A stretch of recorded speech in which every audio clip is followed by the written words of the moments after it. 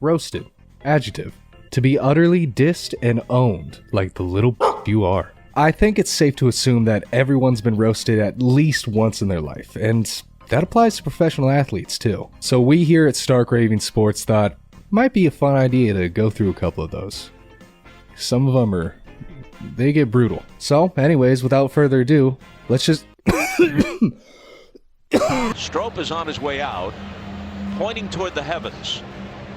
We can only ask or wonder that he is asking some departed relative for forgiveness for this atrocious performance. I had to sit up in my chair after that one. Wow. I feel like you have to try really hard to be bad enough to make an announcer hate you that much. He was spitting venom. Forgiveness for this atrocious performance. You know how bad you gotta be for the announcer to be like, the announcer to be like, God, that was bad. Bringing up dead relatives and saying you're praying to them for forgiveness is crazy. He's asking for his dead relatives to be like, it's okay, you weren't that bad. Yeah, that's a brutal one too. Like, he's asking like his dead mom or something to be like, that's why he's gotta be pointing up. That's why he's pointing to the heavens, is for that. I haven't actually watched this game before, but with how bad it pissed off the commentator, it's gotta be a spectacle. God, dude, just the way he hits that last line too for this atrocious performance. I'm looking at the way he's hitting that walk off the mound. Look at that strut he's doing. I mean, there's not a ton more I can say about this clip. It pretty much speaks for itself. But if you do want to hear more about this one specifically, Mike made a whole short about it, so go check that out on our channel. Now, when it comes to football, there's some pretty big boys to play, especially like linemen. They can be some big boys. But call me crazy, Kelvin Benjamin, I don't think is that big. But this commentator doesn't seem to agree with me. When you look at Kelvin Benjamin, guys, he's 6'5", he's 245 pounds. He's probably a Popeye's biscuit away from being a tight end. He doesn't even look like that out of shape. He looks ripped. He's not even trying to hide that. He's just saying, yeah, this receiver's fat. That's considered big in the NFL? I've seen some big boys. Well, look at Bill's era. Was that him? Okay, yeah, he was a little bigger, but I think that announcer just had something against against Kelvin. If 6'5", 245 pounds is a Popeye's biscuit away from being a tight end, I'm obese. I am gonna die soon. Sticking on the topic of football, there was a bit of a fiasco in 2003 between a kicker named Mike Vanderjagt and Peyton Manning. Basically, Vanderjagt did a TV interview in Toronto and talked a little bit of smack about Manning and the Colts coach, and this is what Manning had to say about it in the Pro Bowl that year. We're talking about our idiot kicker who got liquored up and ran his mouth off. We're talking about idiot kickers. He has ruined kickers for life. Our idiot. He's a good kicker, but he's an idiot. He responded by calling him an idiot not once, not twice, not 3 times, but 4 times on national TV during a Pro Bowl. 3 times he said it about his own teammate. About the idiot kicker. 3 times. 3 times. Funny enough, his own teammate on TV. Funny enough, he said that he ruined idiot kickers for life. That is true because right after this, the ninja clip happened, or the ninja tweet. Oh yeah, right after this in 2003. Yeah, they've since squashed the beef and become buddies again. But what a legacy to leave! Not as one of NFL's most accurate kickers of all time, but as the guy who had a spat with Peyton Manning that one time. This next one is our first entry that isn't directly meant to be an insult per se, but it seemed to be more of a sort of Freudian slip. Let's play the clip real quick. You'll see what I mean. Got his opportunity, made the most of it. He's opened up some eyeballs here. Excuse me. Now, if you don't know who they're talking about, this is what he looks like. So you can probably see why eyebrows were on the mind here. But just look up pictures of Josh Satin and you'll get it. Oh my god.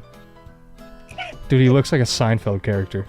Keith Hernandez was a Seinfeld character. Insane. That's not real. That's not real. You see why he fucked that up now? Yeah. The announcer. Oh my god, that's so mean. That's so funny. Hey, I mean, let's give him the benefit of the doubt. Maybe he just mixed up raised some eyebrows with open some eyeballs. No, he was just thinking about his eyebrows. You can hear him smiling and try not to laugh. This started out as a compliment. They were trying to say that Josh Satin made the most of his opportunity, raising some eyeballs. Now, so far we've talked about direct insults, indirect insults, slip-ups, but this next one is just a straight-up drive-by. Floor seats, crypto, I got my tooling. Fourth quarter, yelling water, tuning. On this random freestyle, he just decides to diss Nicholas Batum. Just because. There's no way that if Nicholas Batum ever watched this without knowing this was in it, that he would have known that was coming. And I mean, yeah, you know, fair enough. Batum wasn't doing very good for a while there, but is he just bad? No, he's not that bad. That's what's funny. He's like, So he's just out here saying, like, yeah, I'm screaming, why is he in the game in the fourth? That made its way into this freestyle. This guy can't believe it either. And on the topic of just complete strays, this one's crazy. Stephen A. Smith, take it away. You say that? I am a person that believes in second chances. I think America is the land of second chances, except for when it comes to this dude, Mr. Jabba the Hutt, you fat, slovenly, no good, lazy. Oh, come on. So this is obviously just a very short clip of this, but there's a lot more, and I can't play the whole thing, obviously, because copyright, but I would definitely recommend it. He goes on a tirade. He hates Jamarcus Russell. He's so unnecessary. Mad. He's wearing a suit saying this on TV. What did he do to him? What happened? He must have lost a lot of money on a bet. He calls him everything in the book, from fat slob to a thief. It's very, very entertaining. So all of these so far, there's some context you could have that is beforehand or after the fact that would make you be like, okay, you know, I understand, I get it. There's not a single situation I could think of that would make this one make sense. Both of these fighters have dealt with custody battles involving their children. Like, what? Why did he say that? What prompted him to say, like, what was the context here? In what world was this necessary? Why do you say it like that, too? Both of these fighters have dealt with custody battles involving their children. Like, what the fuck? In what situation is that relevant? Or just like, you know what they have in common? You know what these two guys have in common? Both had custody battles involving their children. Like, why? Now, before I show you this next one, we've all received a backhanded compliment at one point in our lives, right? It hurts. They don't feel good. Well, look at this one. He's really a great player. If I was never born, I think he would deserve the first spot. Damn. Also, this reply here is pretty good, so I thought I'd throw it in. Moving right along to the most Canadian insult we've had in this whole video, here's a clip of Sean Avery talking about not receiving a handshake on the handshake line. It stood out on the handshake line that you and Martin Brodeur did not exchange pleasantries afterward. Did that surprise you? What'd you think about that? Well, everyone talks about how classy, unclassy I am, and Fatso there just forgot to shake my hand, I guess, so... Just insulting the guy in the nicest way possible. Oh, you know, Fatso over there didn't want to shake my hand, so, you know. And, you know, of course, he had to get one more little jab in right after this. And come up with their theories, but we outplayed them, I outplayed them. We're going to the second round. We got to get our heads on straight and have a big second round and just keep this going. Just rubbing it in a little more that we made it through and you didn't. Outplayed, as he said. And now, finally, to wrap up this video, the most drive-by of all drive-bys in this entire list. The context for this one is that the local news is interviewing a man who just helped save children, babies, from a burning building. And when they asked him about it, this is what he had to say. My man just started throwing babies out the window.